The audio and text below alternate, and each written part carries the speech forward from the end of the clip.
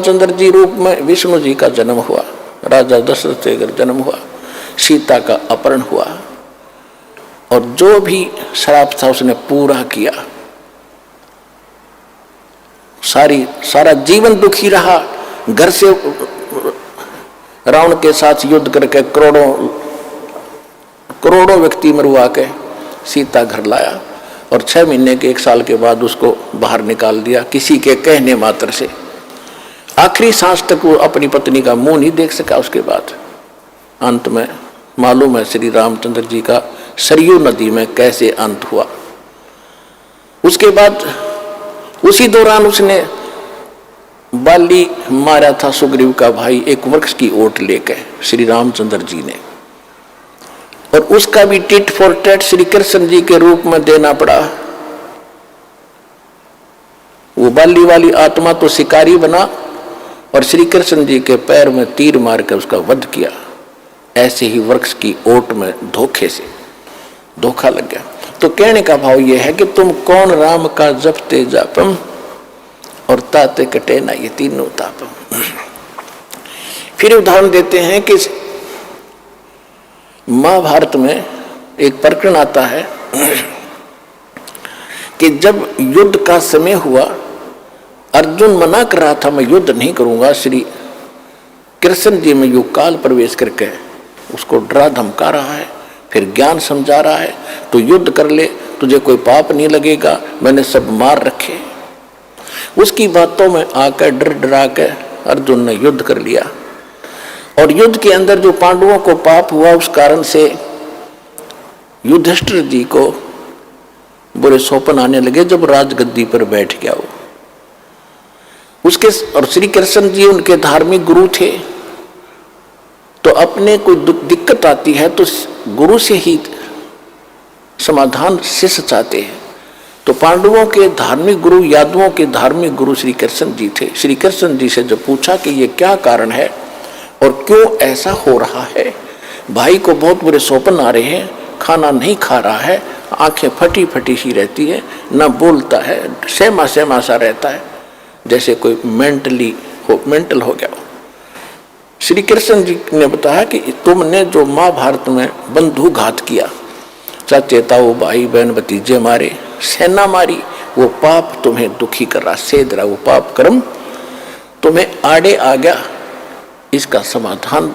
तो उस समय अर्जुन को महसूस तो हुआ कि युद्ध के समय जब मैं मना करूं था युद्ध करने से, और कृष्ण कह रहा था तू क्यों नहीं करता, तू तो सूरवीर है, क्यों अपने लक्षण को भूल गया है, ये है वो है, और मैंने सबको मार रखा है, तुझे पाप नहीं लगेगा।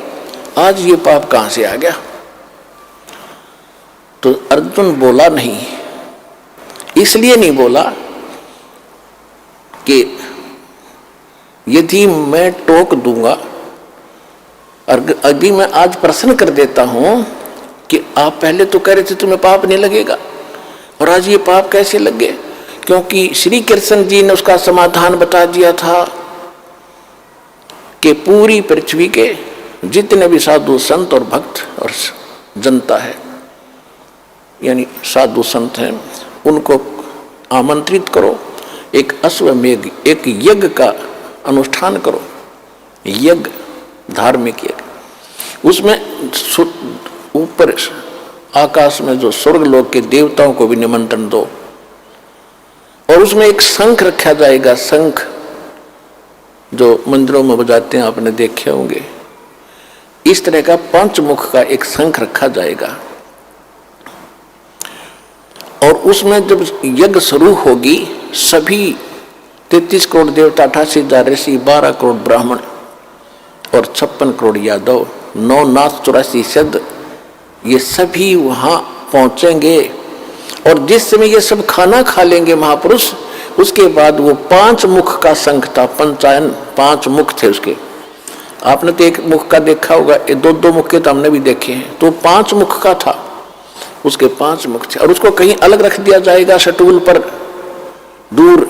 जब सभी खाना खा लेंगे उस यज्ञ में, वो शंख अपने आप बजेगा। शंख बज गया तो तुम्हारी यज्ञ संपूर्ण होगी, और शंख नहीं बजा तो यज्ञ संपूर्ण हुई नहीं, तुम्हारा संकट नहीं कटेगा। और दूर दूर तक सबको बुला के लेना, को साधु संत रह नहीं जावे पृथ्वी पर, और ना जाने किस में कौन सी करामात हो। इस सोच में सबको आमंत्रित कर दिया, निर्धारित समय पर फिक्स कर दिया।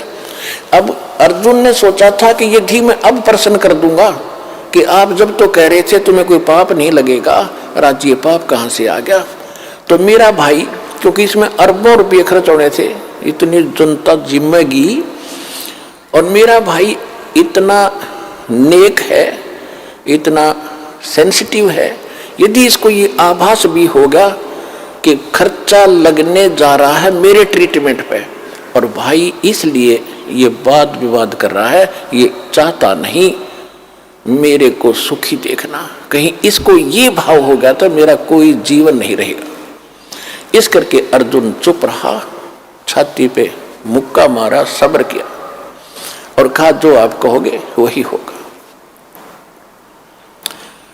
अब कहने का भाव ये है पुण्यात्माओं, निर्धारित समय जो रखा गया था उस दिन 33 करोड़ देवता, 88,000 ऋषि, 12 करोड़ ब्राह्मण, 9 नाथ 84 सिद्ध,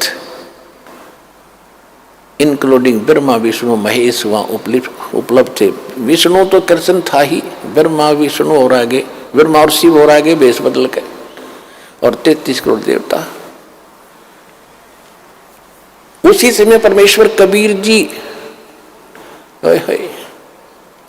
चारों युग में मेरे संत पुकारे, कूक को हम हेल रे, हीरे माणक मोती बरसे, ये जग चुगता ढेल रे।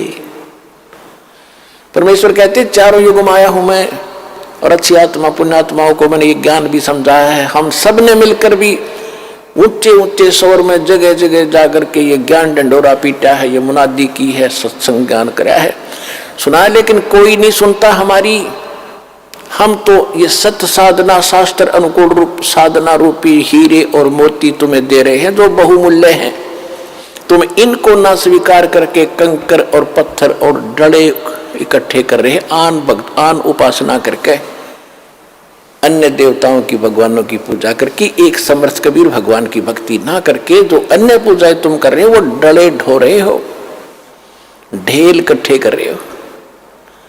चारों युग में मेरे संत पुकारे, कूक कहा हम हेल रे, हीरे माणक मोती बरसे, ये जग चुगता ढेल रे। सतयुग में सत सुकृत कह टेरा, त्रेता नाम मुनिंदर मेरा, द्वापर में करुणा में कहाया, कलयुग नाम कबीर धराया।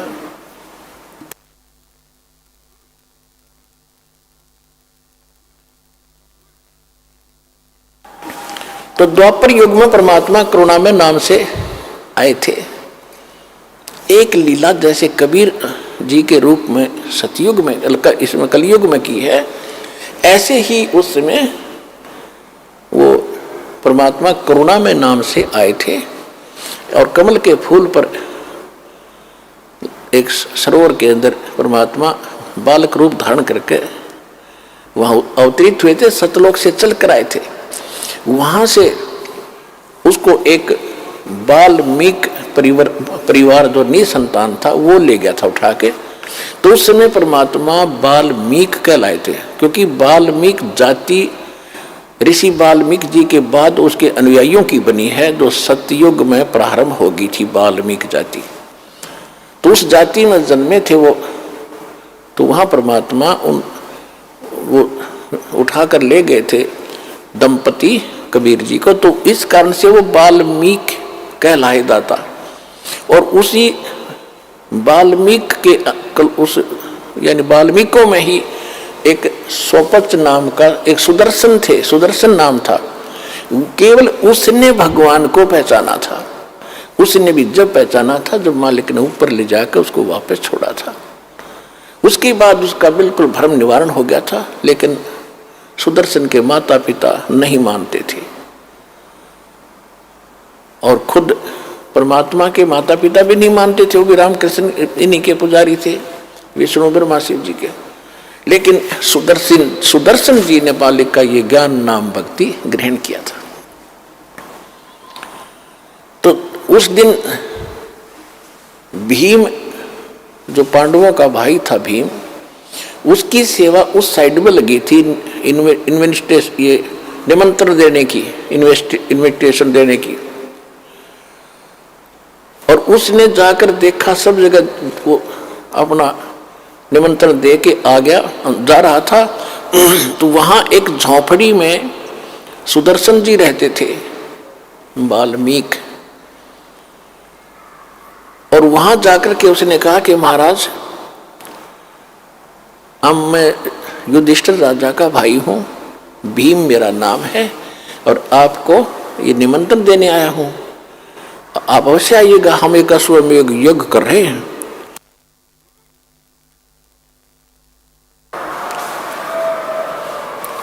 और परमेश्वर कबीर जी ने सुदर्शन जी को बता दिया था, करुणा में रूप में आए हुए थे भगवान, विद्यमान थे वहां पर, उस समय वर्तमान थे, उनको बता दिया था कि ऐसे ऐसे ये इन महाभारत जो किया है इनको बहुत हानि होगी, और काल ने युदास करा दिया, 18 करोड़ आदमी मरवा दिए, और पाप इनका सिर रखवा दिया पांडुआ का, और इनका बहुत बुरा हाल होगा सुदर्शन। इतना कहर इन्होंने कर दिया, राज खुश होकर राज कर रहे हैं, कितने दिन करेंगे इस राज को, इतने जीव मरवा के, पाप का माल गाड़ी भर ली इन्होंने मूर्खों ने। कहते हमारा ज्ञान किन्हें ना सुनिया, पर भी लेड़ जात है दुनिया। हमारी ज्ञान नहीं सुनते, और बकवादों में कहीं पर भी नहान जाओ, कभी तीर्थों पर जा रहे हैं, कोई और साधना कर रहे हैं। तो सुदर्शन जी को बात याद आ गई, गुरुजी बता रहे थे ये तो वो आदमी है। तब सुदर्शन जी ने कहा कि अरे भीम, तुम्हारे अन्न को जो खाएगा वो सीधा नरक में जाएगा, ऐसी गलती सुदर्शन नहीं करेगा। तुम तो अपराधी व्यक्ति हो, तुमने लाखों बहन, करोड़ों बहन विधवा कर दी, करोड़ों बहन बच्चे अनाथ कर दिए रे। अब उस नरक को खा रहे हो, उस रक्त को चाट रहे हो, और जो तुम्हारे अन्न को खाएगा वो भी तुम्हारी तरह नरक में जाएगा।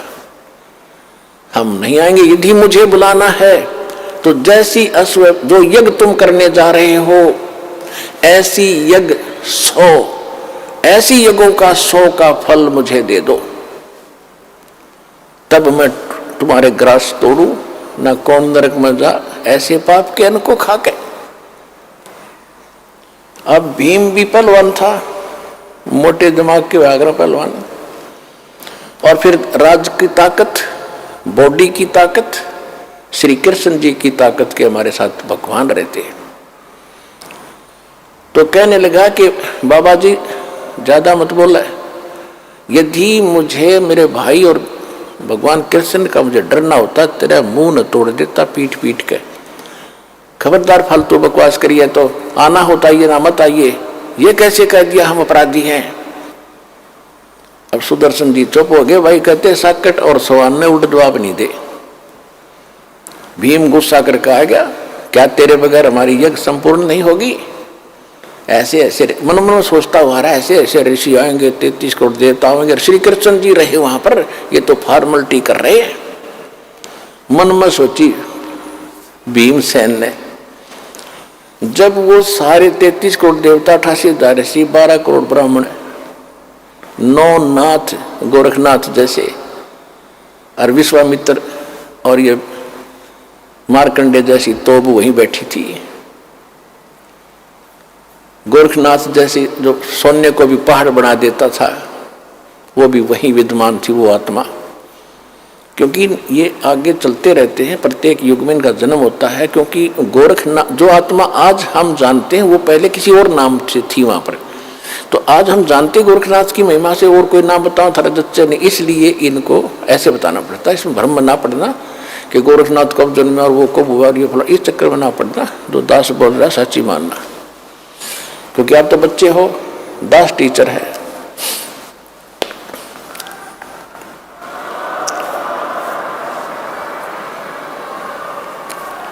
अब बताओ, 33 करोड़ देवता, 88,000 ऋषि और 12 करोड़ ब्राह्मण, 56 करोड़ यादव, श्री कृष्ण जी के वंशज 56 करोड़ थे द्वारका में। वो उनके रिश्तेदार थे, क्योंकि अर्जुन ब्याह था, श्री कृष्ण जी की बहन ब्याही थी अर्जुन का सुभद्रा, तो रिश्तेदारों ने ताना ही आना था। वो 56 करोड़ रिश्तेदार आ रहे। धार्मिक अनुष्ठान में सब ने भोजन कर लिया, संघ की तरफ इंतजार कर रहे थे, टस से मस ना हुआ। युधिष्ठिर कहने लगा, भगवान हमारे पाप ही ज्यादा है, ये तो स्पष्ट दिखाई देता है मुझे। वो दिख रहे हैं, वो बहनें रो रही थी, चूड़ियां फोड़ रही थी, टक्कर मार रही थी। जिस दिन मैं गंगा घाट पर गया था, हरिद्वार में गया था, बच्चे लिपट लिपट कर रो रहे थे, पिता कहाँ गया। आज मुझे वो याद आ रही है कि हम बहुत पापी हैं, लेकिन अब ये समाधान मुश्किल लगता है। तब श्री कृष्ण जी ने कहा कि इसका समाधान करने वाला संत पहुंचा ही नहीं है। युधिष्ठिर को कुछ आशा जागी कि कौन है ऐसा महापुरुष, या गले नहीं उतरी युधिष्ठिर के कि श्री कृष्ण जी ने भोजन खा लिया और ये 9 नाथ 84 से 33 करोड़ देवता, 88,000 ऋषि, 12 करोड़ ब्राह्मण, वेद के वक्ता जिन चारों वेद कंठस्थ कर रखे थे, दुनिया को बड़ी महिमा सुनाते थे, सिद्धियां भी रखते थे, सबने भोजन कर लिया, शंख नहीं बजा, और कौन है पृथ्वी पर। तब श्री कृष्ण जी ने कहा, भाई एक फिर युधिष्ठिर जी ने पूछा कि भगवान क्या इन महापुरुषों के भोजन से ये समाधान नहीं हुआ? क्या ये साधु संत इतने तपस्वी नहीं है? श्री कृष्ण जी ने कहा कि तपस्वी ना है, ये तो 84 के ढोर हैं, अगले जन्म में कोई गधा बनेगा, कोई कुत्ता, ये अभिमान के मारे हुए हैं, इनके पास वो भक्ति नहीं है। युधिष्ठिर के ना जच्ची यह बात, कैसे ऐसे ऋषि और वहां ऐसे वशिष्ठ मुनि जैसे भी आ रहे, क्योंकि आत्मा ये स्वर्ग में है, ये कभी आ सकती है जब तक ये पुण्य है। इनका चक्कर तो फिर बन जाएगा जब अगले जन्म में गधेर कुत्ते बनेंगे। सुर नर मुनि जन 33 करोड़ी, ये बंदे सभी निरंजन डोरी।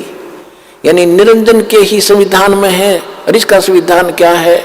कोट जन्म तन भर मत होगे, कुछ ना हाथ लगा रे, कुकर सुकर खरबया बोरे, कौवा हंस बुगारे। इंद्र कुबेर ईश की पदवी, ब्रह्मा वण धर्मराया, विश्वनाथ के लोक को जाकर फिर भी उल्टा आया। इनका जन्म नहीं समाप्त होता। ये पोस्ट है 33 करोड़ देवता, 88,000 ऋषि, व्यास जी आदि, तो ये मर जाएंगी। अगले बार दूसरी आत्माएं इन पोस्टों पर होंगी, ये कुत्ते गधे सुअर बन जाएंगे। श्री कृष्ण जी ने अपना आशीर्वाद देकर दिखाया कि देख, कोई अपने आसन पर जहां वो बैठे थे, कोई गधा बनकर खड़ा है, कोई कुत्ता बनकर, कोई सर्प बना है, कोई केंचुआ बना है।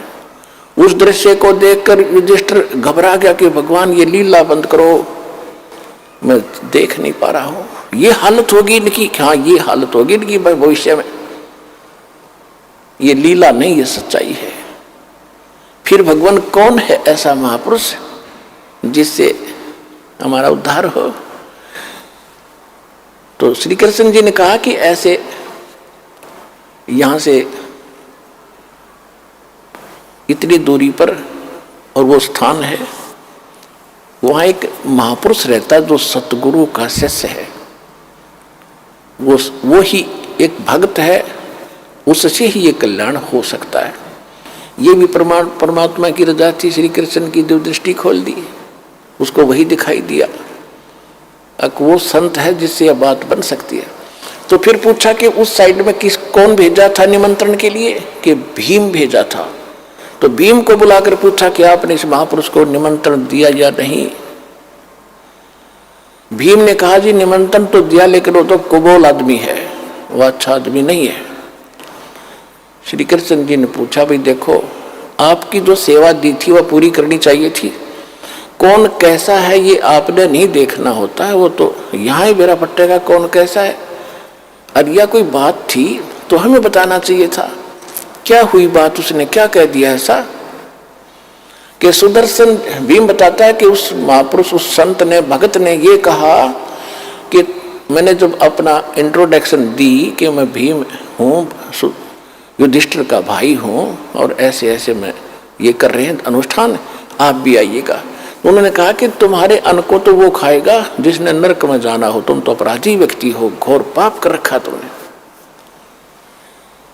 श्री कृष्ण जी को मालूम था कि यो भी पहलवान है, इसने भी कुछ बकवास जरूर करी होगी।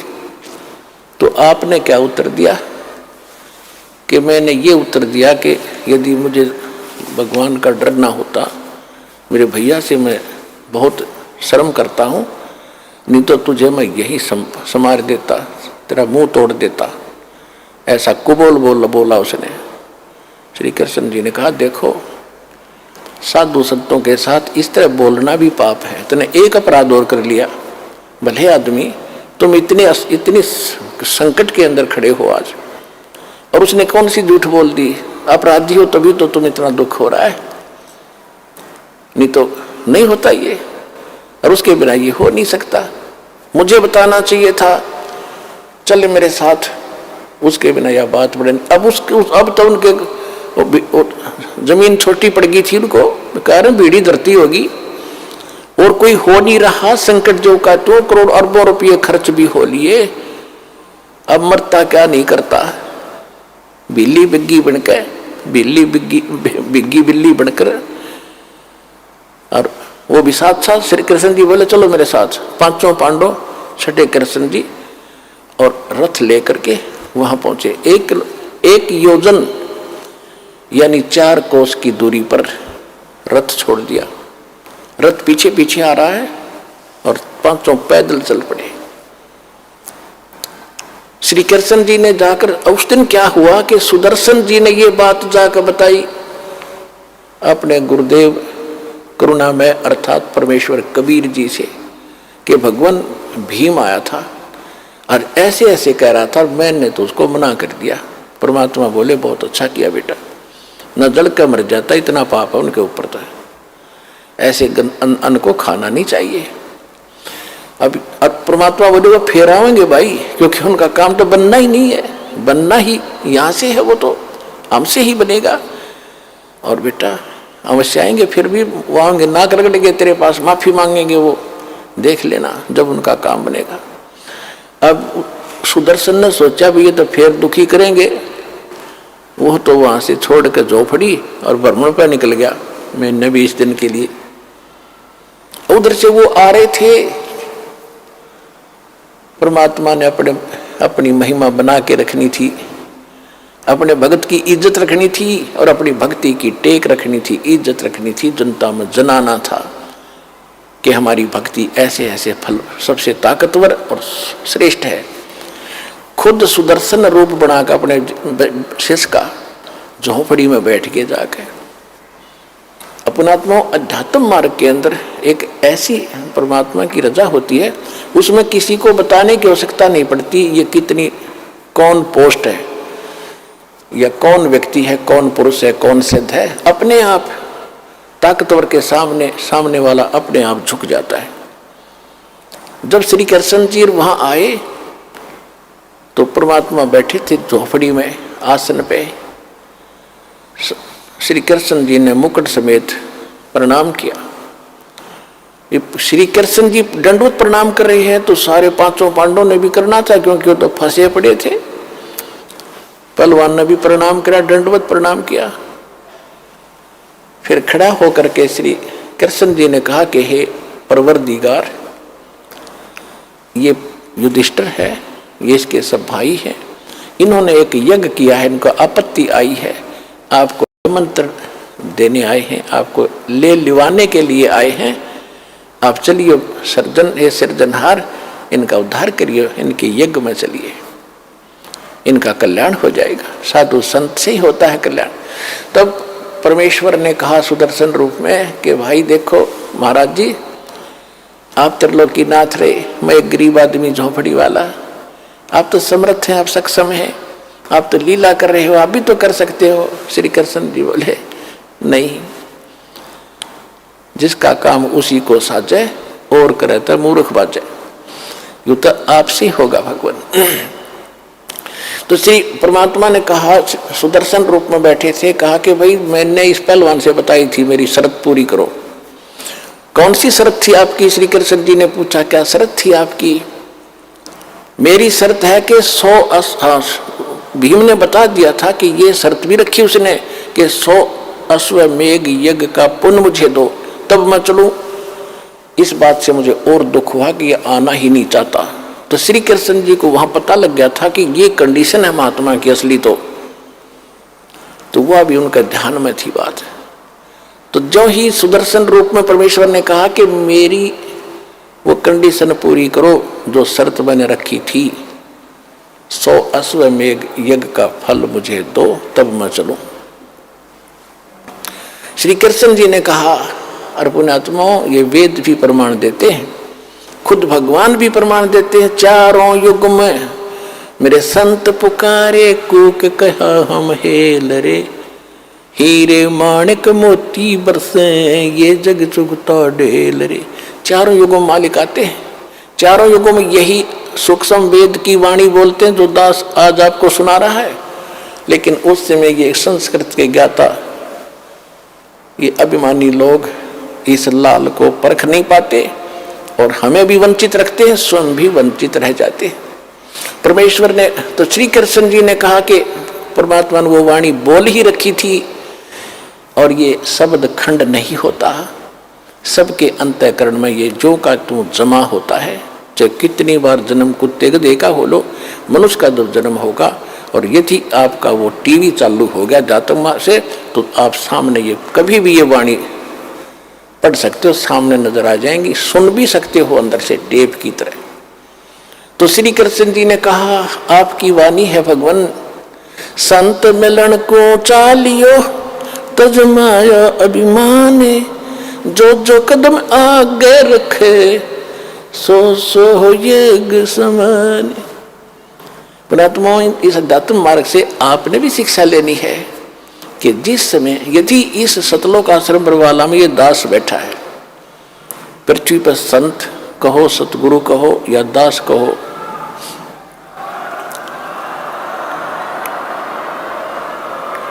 जिसके पास वो अनमोल खजाना है जो किसी के पास नहीं है, इससे वो अनमोल खजाना प्राप्त करने की विधि कैसे है? संत मिलन को चालियो तजमाया अभिमान, जो जो कदम आगे रखे ओ हे यज्ञ समान। अब जैसे आप यहाँ आते हो, अपनी पद, अपनी ताकत, अपनी ऊंची जाति, सम्मान, पद, इसको भूल के आया करो, यहाँ मत लेके आया करो। ये बीमारी है, ये तो रोग है भयंकर इस जीव के लिए। यहाँ तो एक दास बनकर आओ। जैसे बच्चा विद्यालय में जाता है, बच्चे कितने बड़े अधिकारी का है, किसी राजा का है, किसी का है, वहाँ तो एक साथ पढ़ता है, एक जैसा बैठता है, और बच्चे उसको खुरकाते धमकाते, इधर बैठ, चल इधर बैठ। वो उस समय कभी कंप्लेंट नहीं करता अपने माँ बाप को जाके, वो मुझे धमकाता था, वो मुझे खुरकाता है, वो बच्चों की तरह ही रहता है। तो यहाँ आपने आके, चाहे कितना उच्च पोस्ट हो आपकी, ये उच्च पोस्ट तक 2 दिन की है, फिर कई पोस्ट मिल जाएंगी, गधे कुत्ते